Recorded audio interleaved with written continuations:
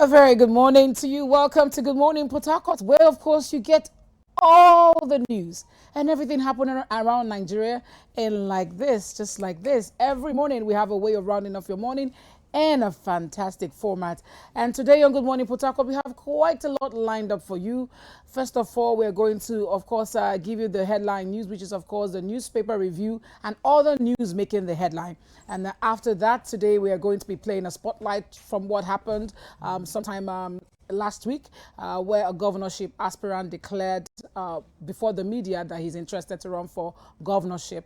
And then we also have someone in the studio with us. There seems to be some agitation going on in the PDP in Rivers State, and someone is here aggrieved and ready to lodge a complaint about what is going on in the party that seems to be fishy and should be stopped. Okay, well, we'll take a break at this point. When we come back, it continues. My name is Deborah Balamash. Stay with us on Good Morning Port Harcourt.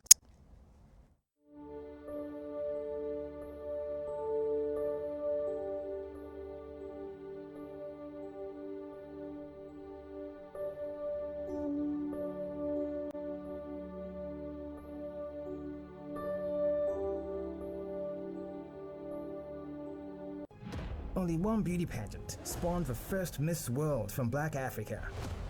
Only one pageant births 5 titles in one night. Only one pageant stands out consistently from the rest. Because when it's all said and done, there can only be truly one. The most beautiful girl in Nigeria, Africa's most prestigious beauty pageant, is here again. Get your forms now for the 34th edition of the MBGN.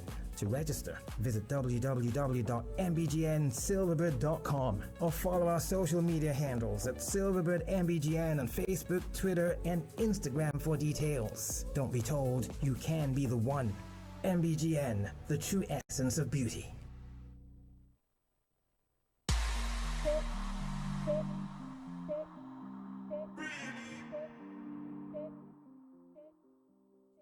Welcome back to Good Morning Port Harcourt, and we go on straight to give you what we have on the headlines. And of course, that's where we look at the newspaper reviews as well as all the major news making the headlines.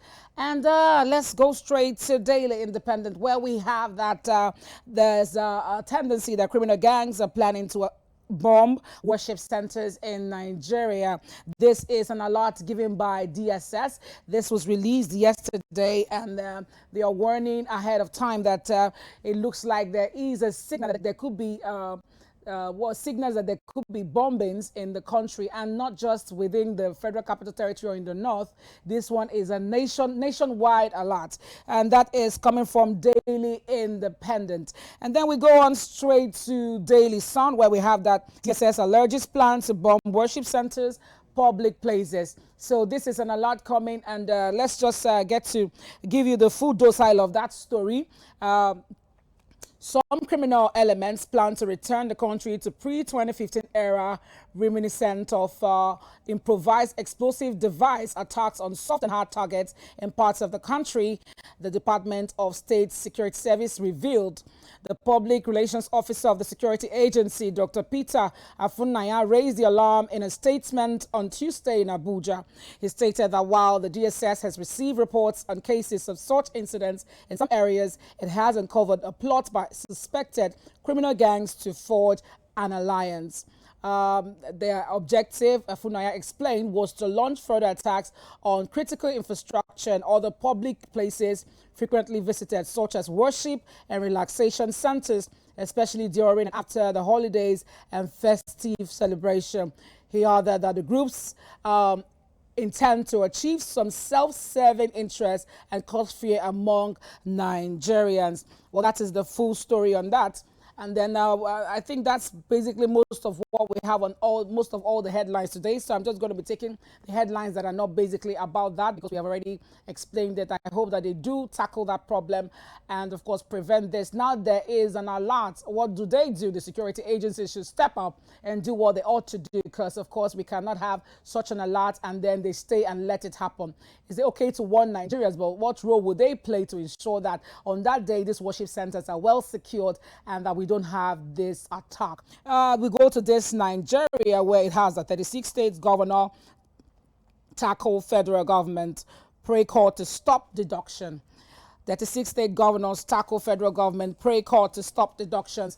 They are not happy about the share mode of the federal allocation coming to the state allocations versus the federal allocation, and they have made the move to go approach a court to urge the federal government to stop deducting money from their state allocations that come from the federal purse every month. And then we go on straight to News Direct, where we also have that federal FG releases 50 billion for export-oriented business in Nigeria.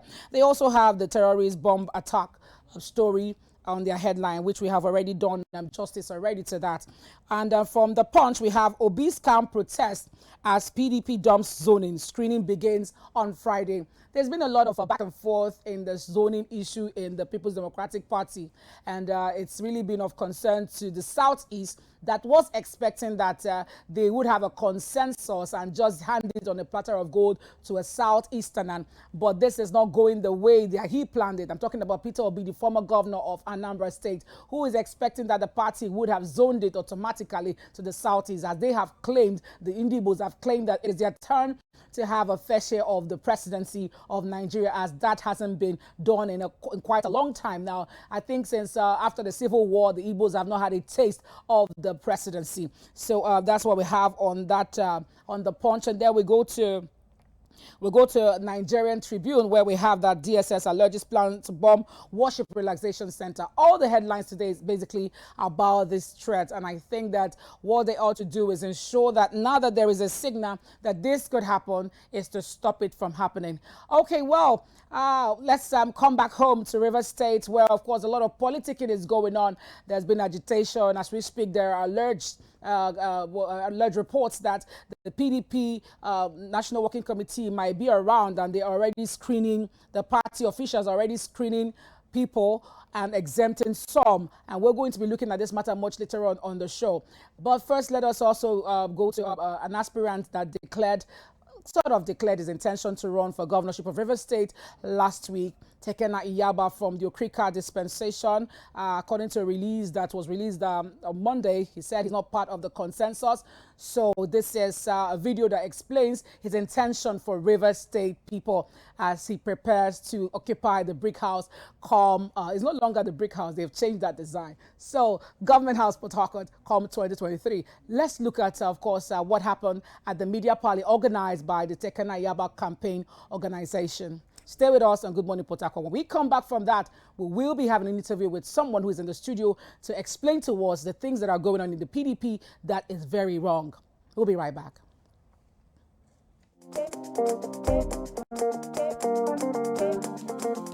Good morning, my neighbor. How are you doing? Are you feeling okay?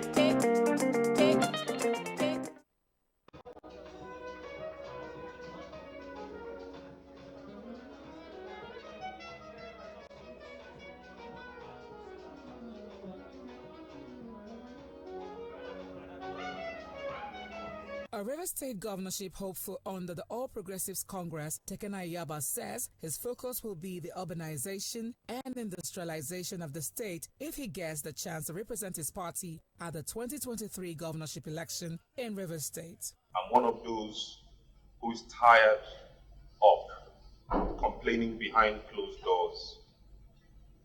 And I also have come to realize that governance is too important to just leave in the hands of politicians.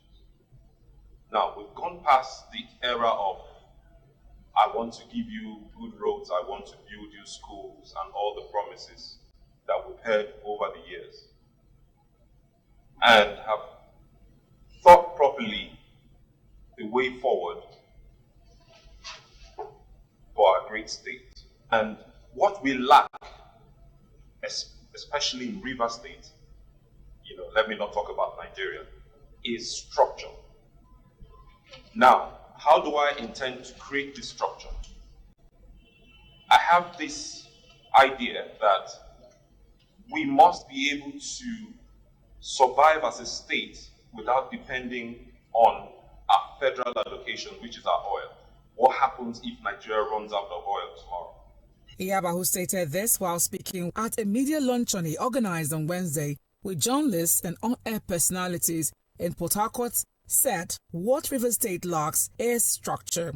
In a chat with the media house's representative, who wanted to know his plans for all the sectors ahead of his official declaration on the 1st of May 2022, asked him several questions revolving around governance. In his response, he explained that the former governor Rotimi Chibuike-Amechi-led administration was getting a headway in putting structures in place, and he would enhance most of the former governor's visions and ensure that these structures are backed by laws and policies that cannot be unturned by any subsequent governor after him. The APC governorship aspirant noted that his years as a businessman was to prepare him for such a time as this, as he has plans laid out on how to urbanize the state and create new cities. He also said he would drive investments into the city and form a formidable PPP with private investors. Also present at the media luncheon was the Tekena Yaba Campaign Director General, Abiye Alex Hart, a former local government chairman of Boni local government area, and other party stakeholders. Our Good Morning Port Harcourt crew reports that Tekena Yaba is so far the first aspirant from the Wakrike extract of the Joe ethnic group that has indicated interest to run for the office of governor under the All Progressives Congress. It pains me when I come back to Rivers State and see the state at which it is. You know, this state under the leadership of His Excellency Chibuike-Amechi, this is not even political. We all know it as a fact. Took us to a point where we were all happy that we were going somewhere. He touched every aspect of this state. He touched agriculture, he touched health, he touched security, he touched every area. And if the next government had continued from where he stopped, oh, by now I'm sure we would have been somewhere else. I share his vision, but I have my own ideas to perfect his vision. Not just to perfect the vision, but to also set it in place that it can't be altered even by the next government. You know, sometimes the 8-year term does not give you that time to be able to do so much. But, you know, when I talked about creating new cities, how do we get to the cities? Are we just going to get to the cities only by road? I mean, in Western world, you've got the rail system, you've got the bus, you've got, you know, forms of transport, the other forms of transportation. But in this part of the world, in this part, with just one way of transportation, which is by road. So yes, creating these extra cities and having these monorail extend to these other cities is a fantastic idea.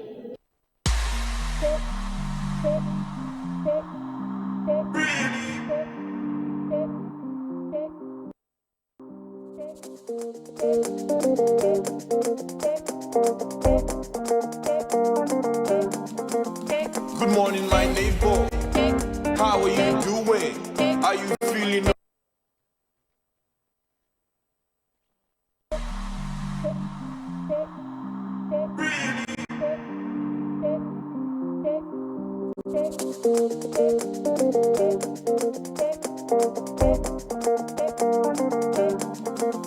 Good morning, my neighbor. How are you doing? Are you feeling okay? Holy Father.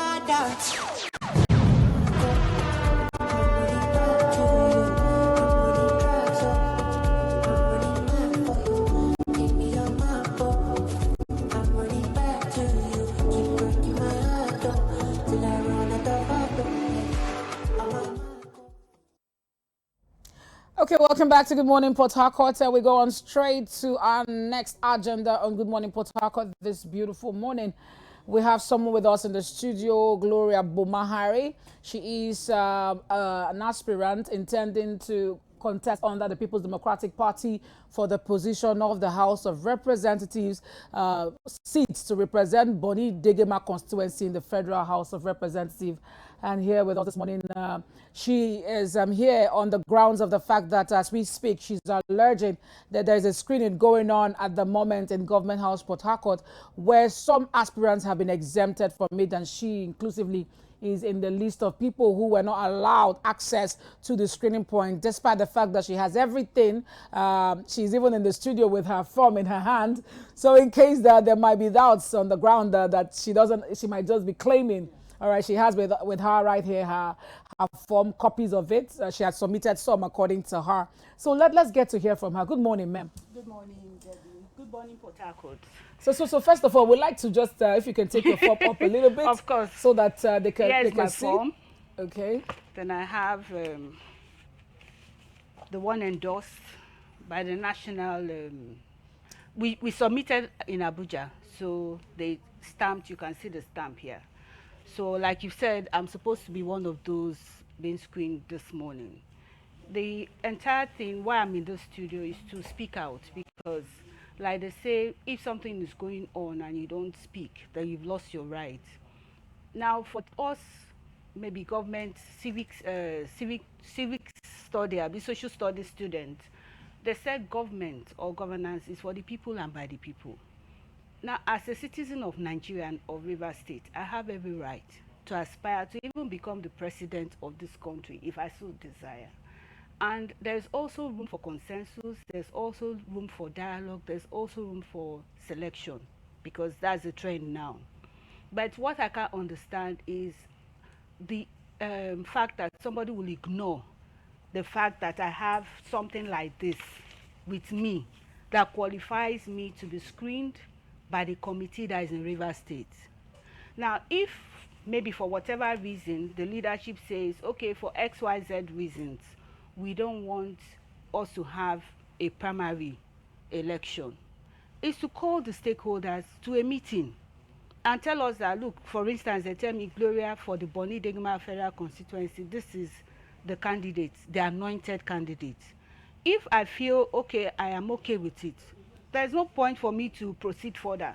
But not for someone to ignore me, and at the time I am supposed to exercise my right to participate, then the venue of the screening is shifted to a location where I don't have access to. And at the State Secretariat, there seems to be some form of activity, but we know that nothing will happen. So for me, I'm calling out to everybody in authority, because if we say democracy should be fair, then it should be fair. We are People's Democratic Party. So it is about the people. It is not about interest. Did you do some, I'm meant to understand that in the kind of policies they play in Nigeria, there are consultation done. Of course I did. Have you been attending their meetings? I'm a stakeholder in my local government. And before I went on to buy this form, by way of courtesy and by way of respect, I sent a message to the governor himself. And nobody has seen my poster. This is the first time. I'm sure a lot of my friends will be shocked. Even you were shocked to hear that I'm in the race. Because I've just felt, okay, let me give them that room to open up, and maybe if there's any room for negotiation or compromise, or even for us to dialogue, because we're in a very difficult situation now where violence is on the increase.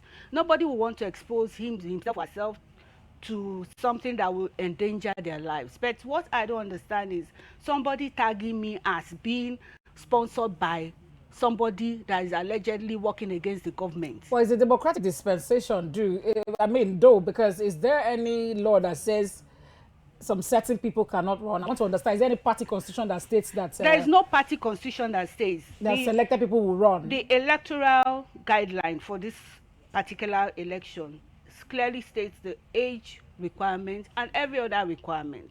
I have documents here. I have photocopied everything I need. I have attached my tax clearance, everything. So I'm qualified to be screened. And the thing that is hurting the most is that I was there was a meeting on Monday. Some people were not invited. I was called at the time I got to the party secretariat, the meeting had ended. But I made the effort and I saw the leadership of the party. And I was invited to another meeting yesterday.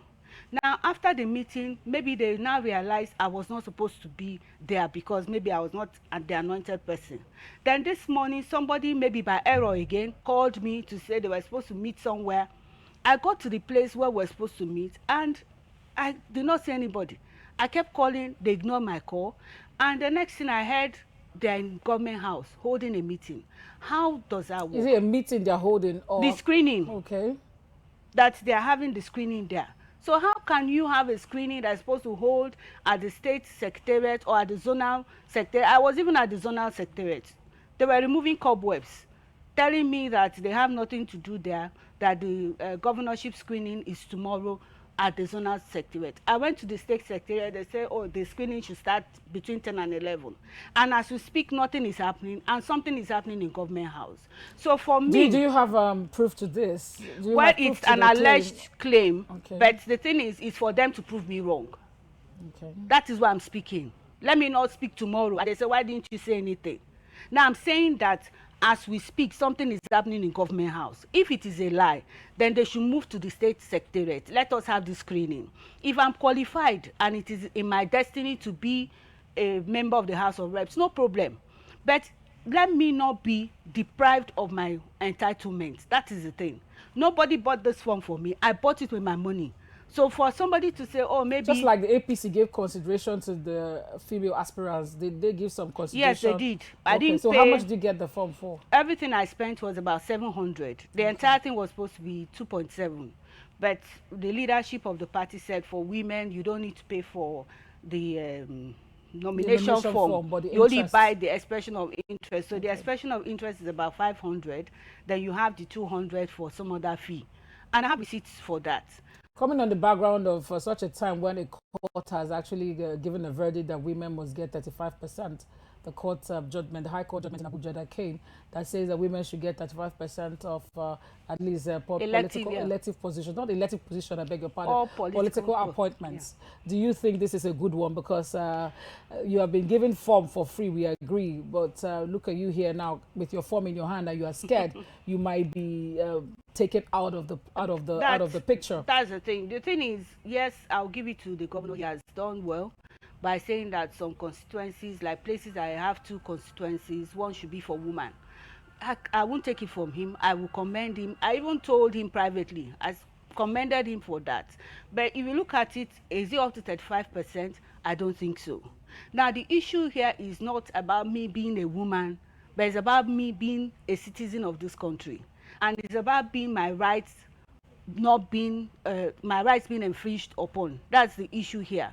Because if I had gone for the screening and maybe they say, okay, we don't like this your documents, and they disqualify me, I will go home a happy person, knowing that at least I participated in the screening.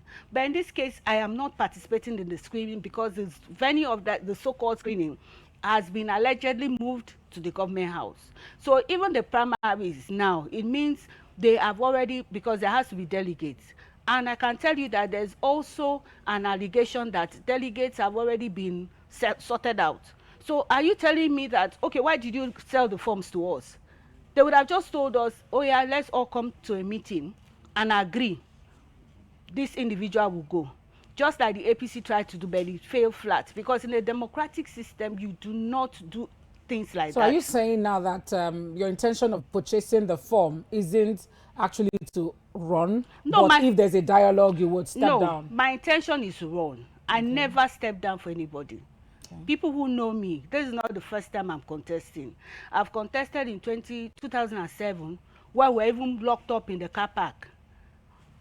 The chairman had his boy, he wanted to deliver his boy. So he took all of us, the INEC people, as they called us, who entered the car park. We sat down there, sat through the election, while the other constituency was having their own election. This was like a former election you ran for? Yes, 2007, House of Assembly. Okay. Now, by the time we came out from, when the other people had finished, they opened the gate and said, okay, you people can come out. When we came out, that person for whom that thing was done for took the ballot box and ran. Okay, let's look at this particular election now. If your cry on the media, in the media stations and on pages of newspaper do not yield any result, what would be your next move? Because the only place for someone that has been victimized is the court. Do you intend to take this further if the party refused to hear your explanation and your cries through the media? Like I said, my intention of coming on air is not for anybody to call me for settlement. No. I mean, that's what I'm saying. Nobody should deprive me of my rights. I'm in this race to run. So let me run and let me fail. And I'll go home satisfied. But why I talked about dialogue is, okay, assuming you even want to do this thing, now that they are doing it this way, what stops them from calling us to a round table to say, look, that's why I made reference to that 2007 incident. When it became obvious that there was not going to be a primaries, all the aspirants came together and we signed that rather than a new person take up that position, they should give it back to the incumbent person. So there are times when you look at the situation and you know that if you go through with it, it could lead to loss of lives.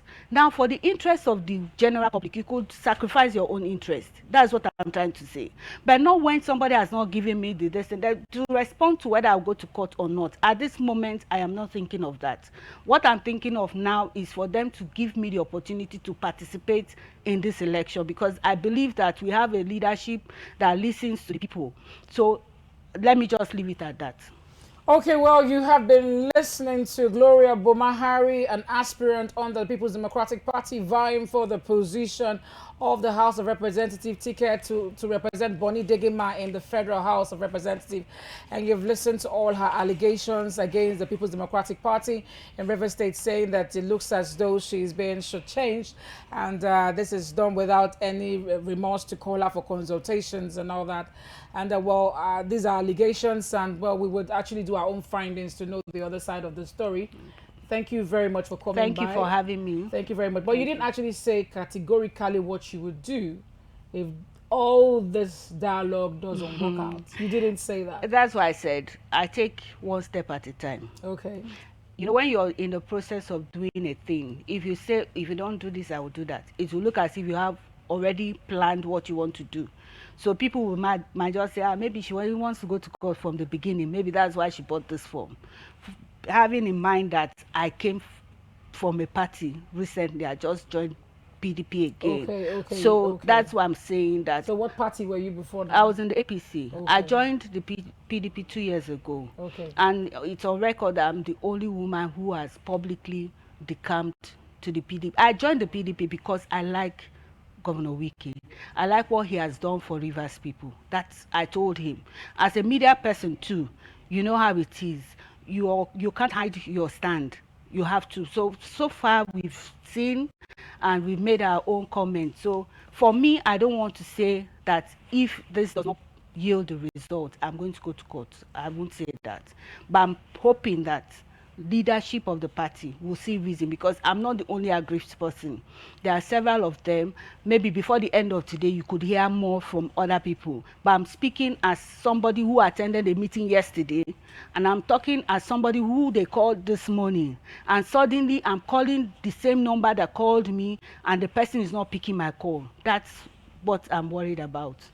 All right, that's the much we can take with her. But of course, you know, it's not news, because 2 weeks ago, there were protests at the People's Democratic Party State Secretariat on Abaru here in Port Harcourt, Rivers State, that a lot of them had gone to the bank to pay for their interest and nomination forms, but got to the party secretariat, met absence of inactivities, and nothing was going on there. And they're asking, how can we process form? But in this case, she has already bought her interest form, and the nomination form she has duly submitted according to her. And from the proof she has shown us right here in STV studio, she's right here with her form in her hand, and she has shown to us that she actually bought the form and she has filled, she has submitted, she has done her tax clearance, everything is here. I saw copies of them myself. So, well, we hope that the party gets to do the right thing and this does not escalate, because we already have a tiny signal of crisis in the both parties, both in Rivers State, APC and PDP. We hope that they do the right thing and allow democracy to prevail, because we want the polity to be really calm. This is not time for us to hear gunshots and violence in Rivers State. It'd be nice for us to have an election, not a fight or riot. Okay, so that's the much we can take on this segment. Remember, just yesterday we had the 2 days ago. I beg your pardon. We of course had the World Malaria Day, where every is mapped out by WHO to celebrate, commemorate that day and use the day to reflect on the actions, inactions in rolling back malaria from Nigeria, Sub-Saharan Africa, and the world. Well, with us today, we are going to be talking with a health practitioner who has a foundation just like Doctors Without Borders, and they basically do charitable activities going to rural areas, and they had a reach out for malaria day. We also have our in doctor in the house, Dr. Hime, who is also joining us, and we're talking about how can we roll back malaria. Is it possible to achieve a rollback malaria program in Nigeria? Can we really achieve a malaria-free society? Is that possible? You will be joining us at the other side after this break for us to discuss this and, of course, get to call in and be a part of it by contributing via telephone. Thank you very much for being there. We'll say stick around with us because we have so much more still lined up for you on Good Morning Port Harcourt. Stay with us after this break. We're back.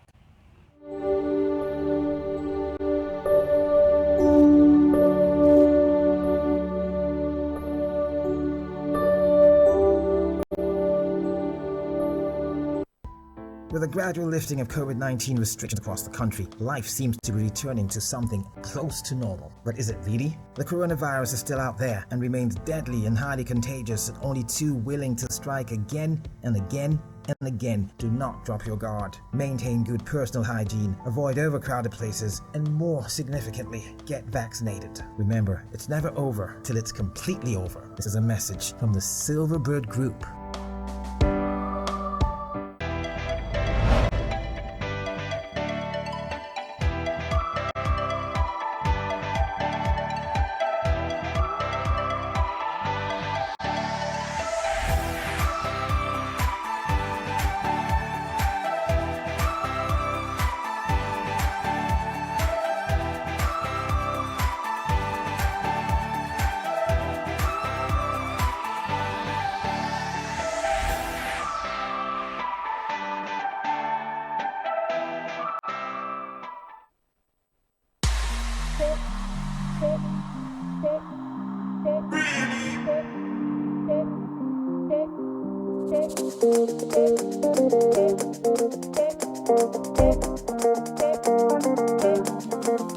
Good morning, my neighbor. How are you doing? Are you feeling okay?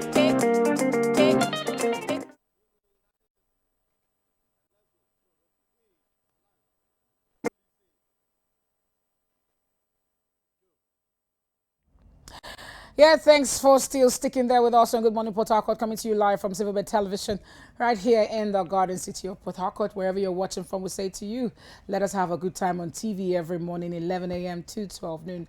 And while with us this morning, we are looking at how can we roll back malaria. It's been on the front burner of discussions in the health sector. The WHO believes that we can achieve a society free of malaria. They have put so much money into rollback malaria programs. There have been so much talk. The Rotary has also been a part of trying to see how they can roll back malaria and all that. There's been so many organizations coming together to do this, but we have it still prevalent.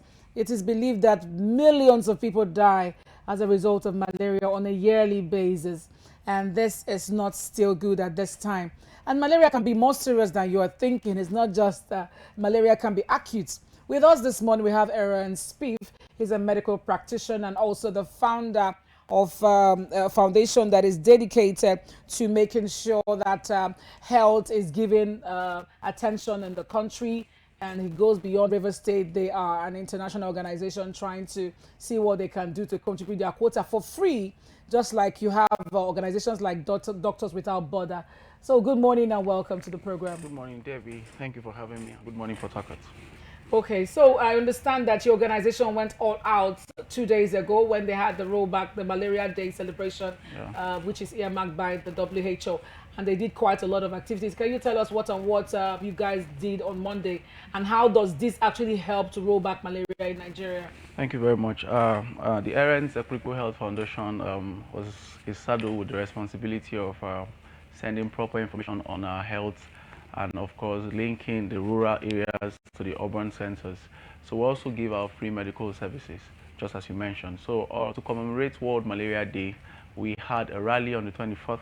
We went through Obiakpo and Falga, and we're trying to see how we could spread the word there and put it out there that in as much as we're talking COVID-19, we're also talking malaria, knowing that malaria is endemic here in Africa, and of course it's killing in its millions, just as you said in your opener. And of course the attention that was given to COVID actually affected malaria negatively, in the sense that most of the access to these healthcare services and also to the access to most of those programs that was rolled out before now was really taking off the plan, and everything was on COVID. So we did a sensitization around Obiakpo and around Falga. Also, we were trying to see how we could distribute some free malaria nets to the people. And on Monday, being the World Malaria Day itself, we did and we started our annual colloquium. That was the first one, where a theme was raised, which is the unusual link between COVID-19 and malaria, friends or foe.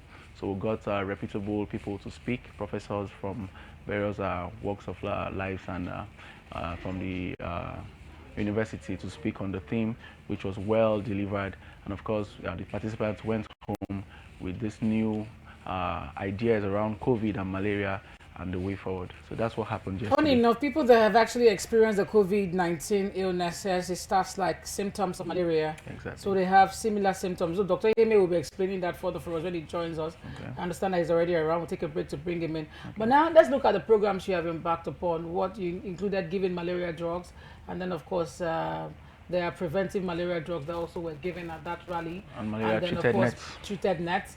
What is the emphasis on the malaria treated nets? Well, studies, of course, has it that the mortality rate amongst children and pregnant women is really high. So the need for these provisions of malaria-treated net is key, knowing that most of the children don't have the immunity to fight malaria, so to speak. So they've been dying in their numbers, especially in the rural areas. So we went out there to make sure that people were informed that in as much as you go about treating, sometimes prevention is actually better. And also our environment is also key. Stagnant water breeds mosquitoes. Of course, the female Anopheles mosquito, which is the vector that carries these parasites, is actually around your dirty environment. So we're really keen on informing them, in as much as we go for the drugs and treatments, you could also prevent by using your malaria-treated nets for your children, for your pregnant women, and also cleaning your environment and making it habitable for you, not for the mosquitoes, which of course can cause malaria. I mean that you have quite a number of volunteer doctors, because I know that I saw the videos of what you guys did online, and I saw how you all gathered in your numbers. I used to think that this thing was powered by very big organizations and people like, I mean, how does the Errands People Health Foundation get funding? Do they have funding from international bodies, or because we know that Doctors Without Borders are funded by international, but of course from the WHO and so many organizations, foreign organizations are funding them. How does the Errands People Health Foundation get funding to do all this on charity grounds? Well, we're just 2 years old now, so we won't boast of having those robust supports, but we have a little way of supporting ourselves. So I think this was from in-house. It was arranged from an in-house setting. Sacrifices were made here and there, and I think life is all about So what gave birth to that? Because I'm wondering, like, doctors just come together, health practitioners just come together and say we want to give back to the society. Is that what it is? Yeah, that's actually what it is, because truth is that at the end of the day, when you leave this earth, it is supposed to be recorded that you did something. So we are working with that mentality of we have to give back at the end of the day. And at the end of the day, you're going to give accounts. We went to school here, we're trained here as professionals, as medical laboratory scientists. Of course, I'm trained to make money for myself too, but at the same time, we have to also give back. And that is what it's about. Okay, just very quickly before we bring in Dr. Heme to give us a breakdown on the real issues with malaria in terms of the health angle. Well, quickly, just in case communities want to reach you to say, oh, we would need something like your services to come and help us, because I know this thing affects people in the rural community the more. Yeah. You had said Obiakpo and Falga, but I know that people in the rural areas are more hit by this. Yeah. Just in case they are watching and they did like to reach you, do you have like a website? Yes. Or how can they get you on the social media? Well, the truth is, at the colloquium, our unveiling of a project was done too. we unveiled a project to go to Andoni local government, and also, you know, that it's a waterlogged area, and somewhere around Ahuda. So we had a plan like that during the curriculum, so we'll be doing that. So we're giving back. So if you want to reach us, you could reach us on Instagram at EEHF.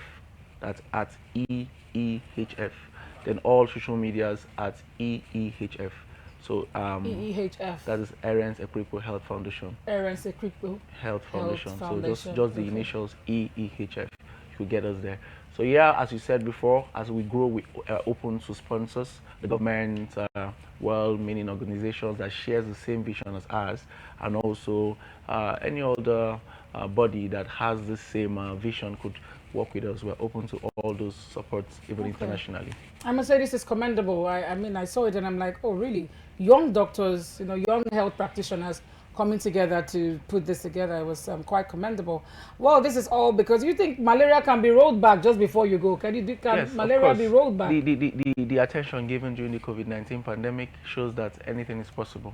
And the pandemic was a global thing. That is why you saw those massive approach towards seeing how to cut down malaria and COVID. But at the same time, if we use the same approach that they used for COVID-19, we could also do the same for malaria and cut it. But you know, malaria is an endemic problem in Africa.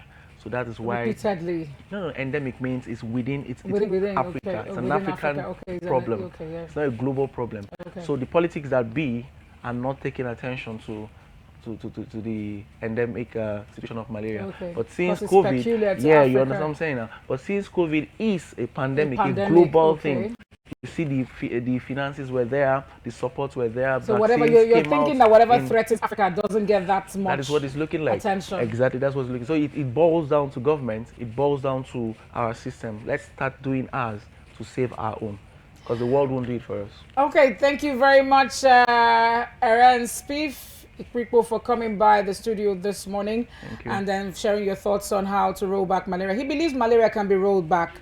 So we'll take a break to bring in Dr. Iheme, where we get to break it down for you, what malaria, how serious malaria can get, and what much you need to do to prevent yourself from getting hit by malaria. And do you know that malaria can be as stiff as someone really convulsing? I mean, a baby having convulsion and even going blind. I've seen acute malaria hit a child so badly that it affected their sight. Okay, Dr. Iheme will be talking about all this when we come back. Thank you very much, Aaron, for coming to the studio. Thank you for having me. I encourage you to do more, and I wish I could shake hands with the other doctors involved with you too. But well done on it. Thank you very much. We'll be right back. Thank you.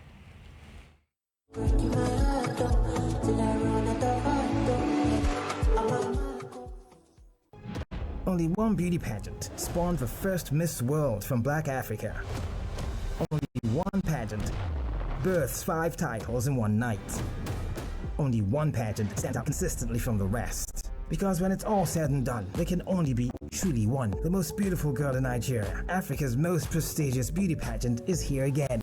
Get your forms now for the 34th edition of the MBGN. To register, visit www.mbgnsilverbird.com or follow our social media handles at SilverbirdMBGN on Facebook, Twitter, and Instagram for details. Don't be told, you can be the one. MBGN, the true essence of beauty. With a gradual lifting of COVID-19 restrictions across the country, life seems to be returning to something close to normal. But is it really? The coronavirus is still out there and remains deadly and highly contagious, and only too willing to strike again and again and again. Do not drop your guard. Maintain good personal hygiene, avoid overcrowded places, and more significantly, get vaccinated. Remember, it's never over till it's completely over. This is a message from the Silverbird Group.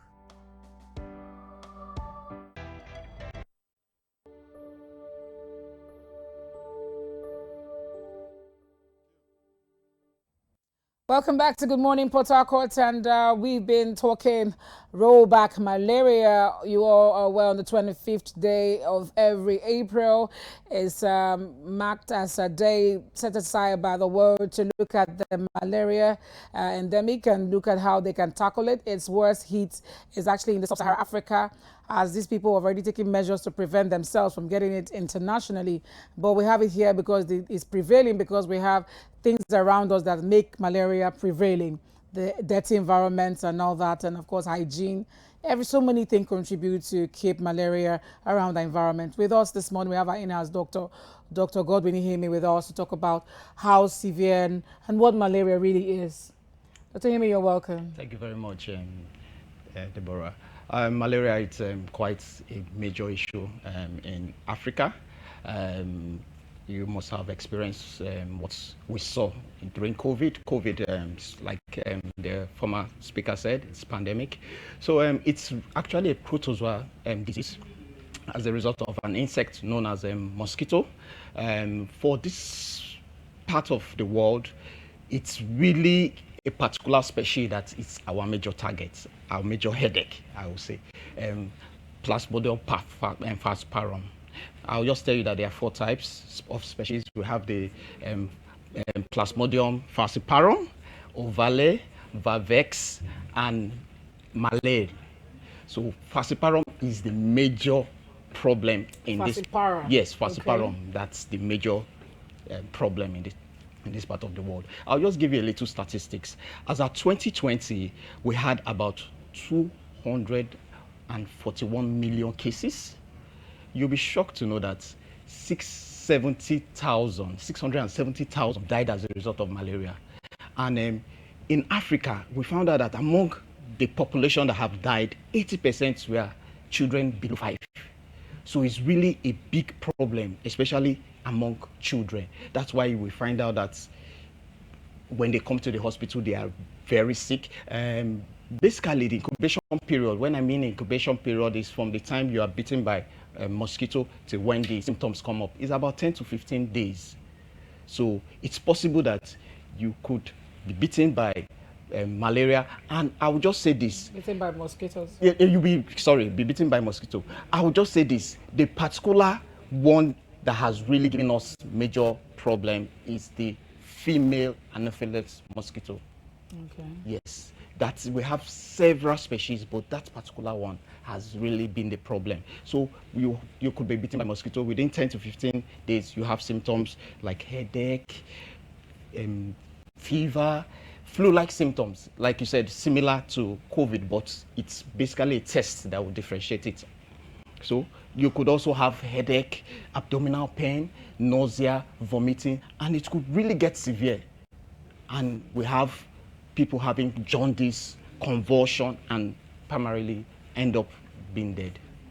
Okay, so let's look at, because it affects children is why it is of great concern. Now, statistics already has it that 80% of the people who die from malaria attack are basically children. Mm-hmm. What can be done in prevention? Because it looks as though allowing it to happen before taking care of it looks like a danger for the children. What can be done by parents to ensure that their children do not come down with malaria or not bitten by mosquitoes to cause malaria? First thing, sanitation. Very important. Stagnant water. You make sure that you drain your gutters. You make sure that you keep your house clean. Mosquito nets. Insecticide-treated mosquito nets is a primary means of prevention. You make sure that they are not exposed towards evening, because that's when mosquito comes out.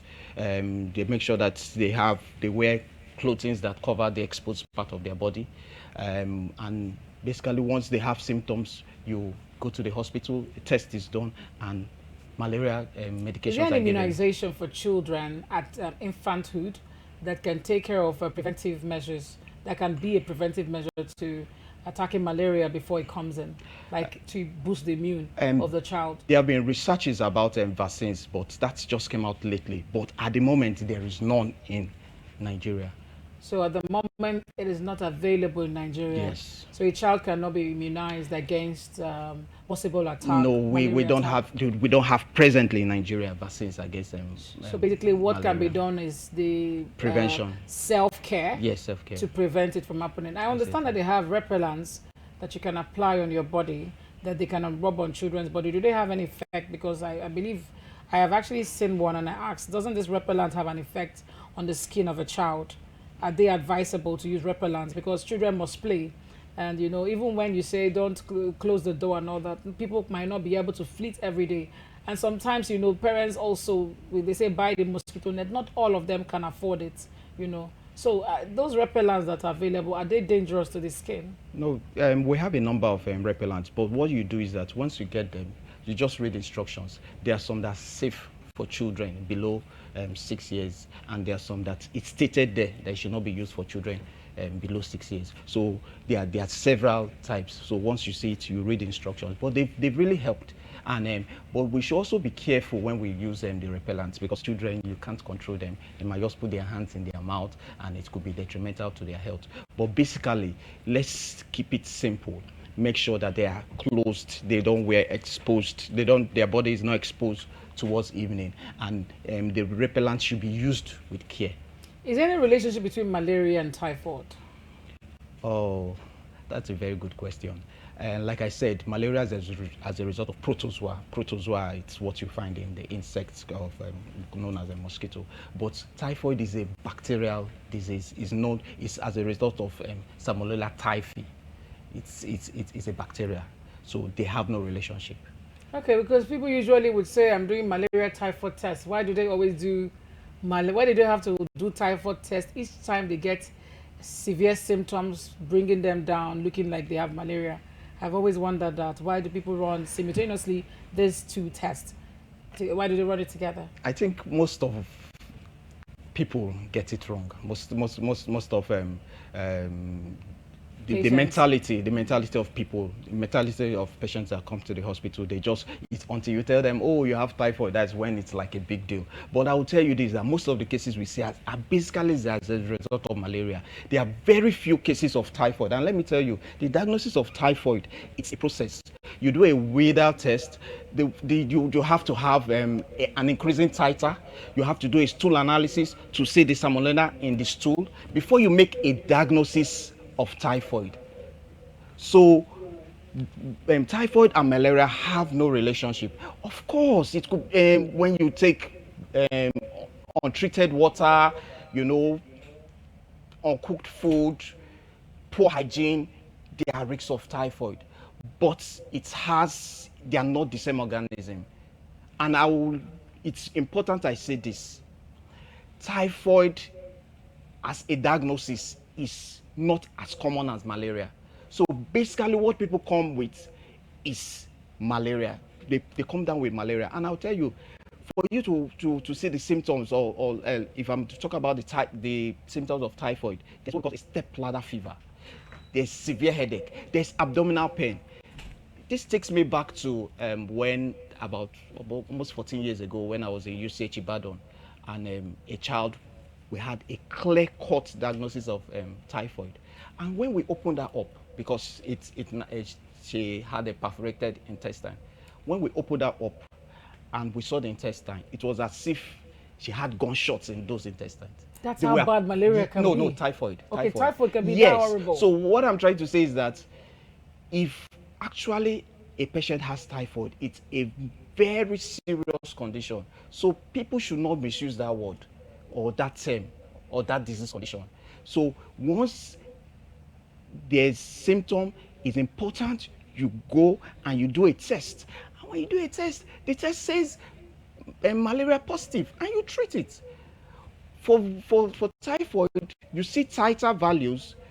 What we usually do to make a diagnosis, we compare to previous. You don't just use one titer value to make a diagnosis. And for you to even make a complete diagnosis, you need to take stool sample. You need to do blood tests. Let's just announce the number so that we can get at least 1 or 2 calls on this, so that you know, in case you have any question revolving around malaria treatment, and maybe you are encountering something that you don't understand and you need to ask Dr. Hime, please go ahead and give us a call. We have just 2 calls to take on this beat. 0817-962-4696, 0817-962-4696. Call in and let us get to hear your questions on this topic. Let's look at rolling back malaria. Do you think that we can achieve a society free of malaria? Do you think it's possible? Yes, why not? It's really possible. At least it might not just be a clear-cut rolling back. We will get very, very close to it if we are proactive, if we put conscious effort to this program. I will tell you this, like we all know that World Health gave 25th of April, that was Monday, as every year, and that was done during a General Assembly 2007 by the That's WHO. how serious it is. Yes, and they wanted political efforts to be put into the prevention and control treatment we have of malaria. We have a caller. Let's take this call. Hello, good morning, and welcome to Good Morning Port Harcourt. What's your name, where you're calling from, and then your question. My name is Emmanuel. I'm calling from River State. Okay, tell us. We're listening. Please, I want to ask if somebody has you have to turn low the volume of your TV. We'll need to cut the call if you don't comply by the rules. There's a holdback, please. Okay, can you hear me? We can hear you better now. Go on, please. Okay, so the person is having fever and having pain from the body. So anytime the person takes malaria drugs, the pain goes and everything for the body remains steady. I don't know what's the problem. So I need advice. Can the person go for test or is just malaria? Okay, he's talking about self-medication. It's already like a norm because we live in a society prone of mosquito. So, environment. So whenever you feel weakness of the body, everybody treats weakness. Most people do self-medication with malaria in Nigeria. So you just feel body pain, symptoms of malaria, you go straight to the pharmacy and get a malaria dose for that particular pain, and then you feel better afterwards. So people are used to doing that without going for medical checkup. Do you advise that? Is that okay? No, that's not okay at all. You know, not having to say that the cause of this fever or the symptoms is malaria. In the long run, we are going to have resistance, because now anti-malarials, we have the prophylaxis, that is those that we use to prevent and those that we use to cure. If we don't take the appropriate one, in the long run, when you come up with the symptoms or you have a diagnosis of malaria, it will be difficult. So that's why you hear of cases of resistant malaria. So what you usually Let's take this last call. Hello, good morning. Good morning. Yes, go on, your name, where you're calling from, and then your question. Yes, I have a question on the issue of typhoid. Okay. Yeah. In a situation where somebody would be treating typhoid almost every 2 weeks, what would that person do? Persistent typhoid, reoccurring, prevailing. You treat, and after a while, it returns back. For you to say persistent typhoid, the question is, are you really sure it's typhoid? If the person has gone for medical diagnosis. Yes, like I told you, there's a protocol for diagnosis. And if that protocol is not met, then you can make a diagnosis of typhoid. So what basically people might have, or commonly have, is malaria. So that's why when you have symptoms, it's important you go for a test. And once you go for a test, we have rapid kits tests, rapid antigen kits that you just put your blood plasma or serum, and it gives you results within 30 minutes. And you could do the tick film, and you see, and you can quantify the parasites through a microscope. Okay, we don't really have time so much on our side. We have to be rounding off at this point. But before we go, for an adult who has malaria all the time, even when they clean their environment and they don't seem to be going against all those rules. Most of them even sleep with mosquito net, but every time now and then there's this thing about attaching malaria to people whose genotype are AA. I've heard it so many times. Do you think there could be something extra, or it could be as a result of their genotype being AA, that can make malaria prevailing in somebody's body? I'll tell you that they are not wrong. Okay. Those that have genotype AA, they are more prone to malaria. We found as a result of research that those that have AS, they have a buffer coat that prevents, malaria infestation. So they less likely have malaria. So that's really a fact. Those that have the genotype AA. Okay. Yeah. So someone who has done everything but still no mosquito around, but still goes down every now and then with symptoms of malaria. What can be causing that at that point? I like the fact that you said symptoms of malaria. So the next thing you should do is to make a diagnosis. So it's to take a blood film, to do a blood test and confirm if it's malaria or not. And let me let you know that you only need one bite of a female Anopheles mosquito to have malaria. Just only one bite. And like I said, the incubation period is 10 to 15 days. So it's possible you can be bitten by malaria, by mosquito rather, and you fall down with symptoms of malaria. And after the next 3 weeks, you're bitten again. It's okay. And we have to go at this point, Doc. Thank you very much for coming by the show. We've learned so much. I have also learned a lot. Speaking with Dr. Hime, he always has so much to teach us when we come on this corner of living healthy. Today is Wednesday, and every Wednesday we go health. We talk about your health, and so today we talk about malaria because we just celebrated World Malaria Day. Not like celebration, commemoration more like it. Exactly. It's a day set aside to look at this particular endemic and look at how it can be solved. Because even the ones who stay abroad, when they come into Nigeria, it's a threat to them as well if they don't get immunized before coming. Well, this is the much we can take today on Good Morning Port Harcourt. Tomorrow is another interesting time. You don't want to miss it. We have so much packed up for you tomorrow. Until I come your way tomorrow, alongside everybody that made this program a success. I'm talking about Donna behind the camera. We're talking about Isaac, who's making sure it happens at the back, as well as the person who is before the computer, ensuring that every picture shows and everything happens simultaneously as we are live. Lisa, thank you all for making this program a success. I'll see you guys tomorrow. My name is Deborah Balama. See you tomorrow then.